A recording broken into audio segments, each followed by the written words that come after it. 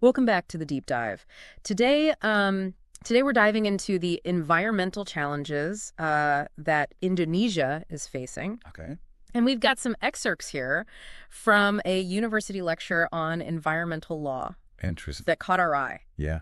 It frames these issues in a really, really unique way.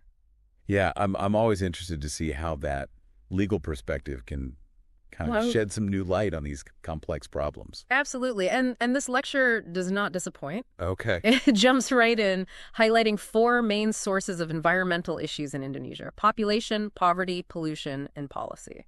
It's almost like the perfect storm. Almost like a perfect storm, wouldn't you say? Yeah, they're all interconnected, Yeah. which makes finding solutions even more challenging. Right. So the lecture really digs into the impact of rapid population growth in Indonesia. And one point that really jumped out at me was this immense pressure Yes. it's putting on the country's forests. Yeah, the consequences are Yeah, pretty concerning. they're very concerning. Yeah. The lecture uses some really vivid descriptions talking about deforestation leading to landslides, Oh, wow. erosion, uncontrollable flooding.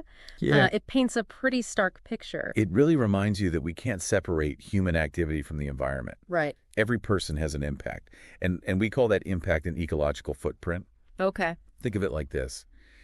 Everything we consume, every resource we use, contributes to our impact on the planet. That's such a helpful way to think about it. So it's not just about how many people live in a particular place, Right. but also about their consumption patterns. Exactly. And that's something that's becoming increasingly relevant as developing nations like Indonesia experience rapid economic growth. Exactly. As those consumption patterns shift and begin to resemble Right. more developed nations, the strain on natural resources Yeah.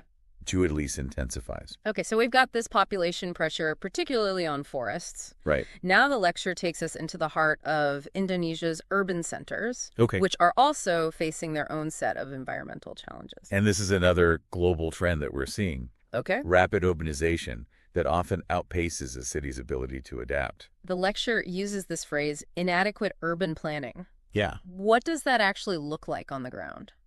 Essentially, it's a mismatch between the pace of growth Mm-hmm. and the city's capacity to provide adequate housing and infrastructure. Right. So this can lead to issues like traffic congestion, Oh, air pollution, and the emergence of slums. the lecture specifically mentions slums as a consequence of this rapid urbanization. Yeah, That must put an incredible strain on resources absolutely. and contribute to further environmental degradation. Slums often lack proper sanitation waste management systems, access to clean water, Right. which can lead to a whole host of environmental and public health issues. It's like this vicious cycle Yeah. where rapid urbanization, often driven by economic factors, ends up putting immense pressure on the environment. And this strain on resources in urban centers is mirrored in another critical issue that the lecture tackles, Oh. deforestation. Yeah. This isn't just a local problem for Indonesia, Right. but a global one Right. with far-reaching consequences. It's interesting you mentioned the global impact of deforestation. Right. The lecture actually dives into that, Okay. highlighting how it's a major concern in Asia, Africa, and Latin America. Yeah. It even throws out this startling statistic. Are you ready for this? Okay. We're losing roughly 14.6 million hectares of forest every year. Wow. That's like wiping out a whole country's worth of trees annually. That's a staggering number, and it really hits home the scale of this problem. Right. What's particularly alarming is that deforestation is a major contributor to climate change. Mm-hmm. Forests play this crucial role in absorbing carbon dioxide. Right. So when they're cleared or burned, Yeah. all that carbon is released back into the atmosphere, Right. accelerating global warming.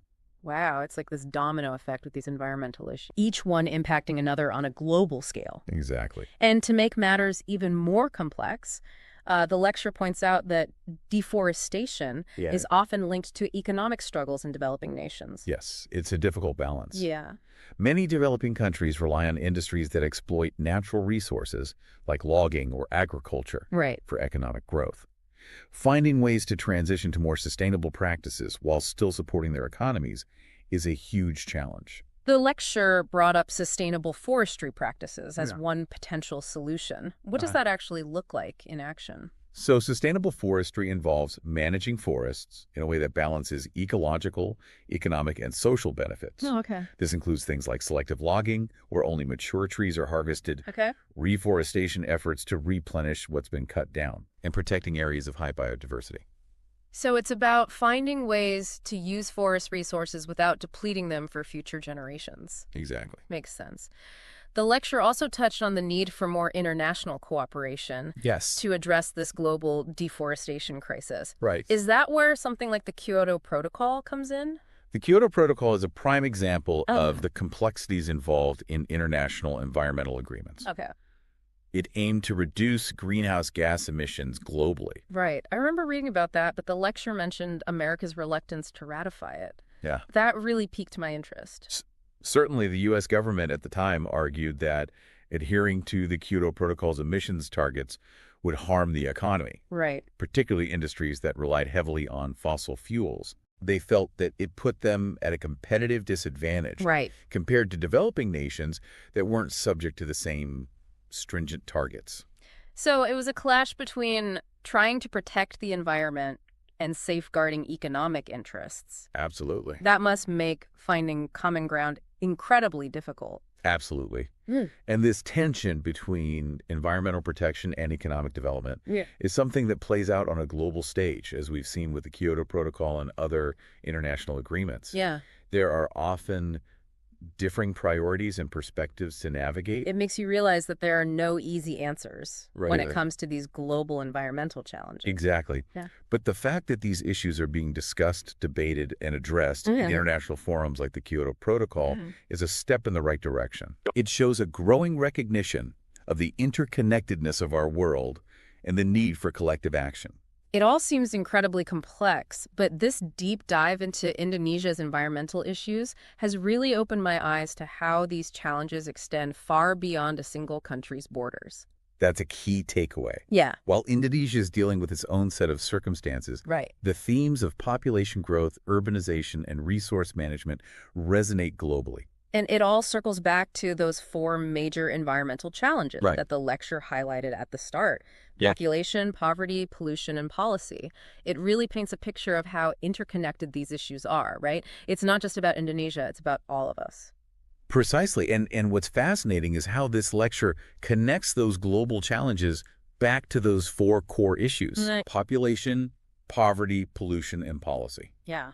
It's a framework that applies not just to Indonesia, but to countries around the world, even our own backyards. That's a great point. It makes me think about the saying, think globally, act locally. We've been unpacking these huge, complex issues, but what can this deep dive into Indonesia's environmental challenges tell us about tackling similar problems closer to home? That's the key question, isn't it? While the specific solutions will vary depending on the context, there are some universal takeaways. Okay. The lecture's emphasis on sustainable practices, for example, Right. applies whether we're talking about forestry in Indonesia or urban development in our own cities. So even though we're looking at Indonesia, these lessons about sustainable resource management, urbanization, and the interconnectedness of environmental issues are really universal. Absolutely. And perhaps the most important takeaway is the need for awareness and action. Right. The more we understand about these challenges, even those happening on the other side of the globe, the better equipped we are to make informed decisions in our own lives and communities. That's a perfect note to end on. It's been quite a deep dive today. We've journeyed through Indonesia's complex environmental landscape, explored the interconnected nature of these issues, and even uncovered some potential solutions along the way. And we've only just scratched the surface. This deep dive has highlighted just how much there is to learn and explore when it comes to the environment and our impact on the planet. It certainly has. So as we wrap up, I'm left with this thought. If population, poverty, pollution, and policy are the four pillars of this global challenge, what does that look like where you live? What unique pressures are playing out in your own community, and what opportunities for action exist? Until next time on the deep dive, keep asking questions, keep exploring, and most importantly, keep learning.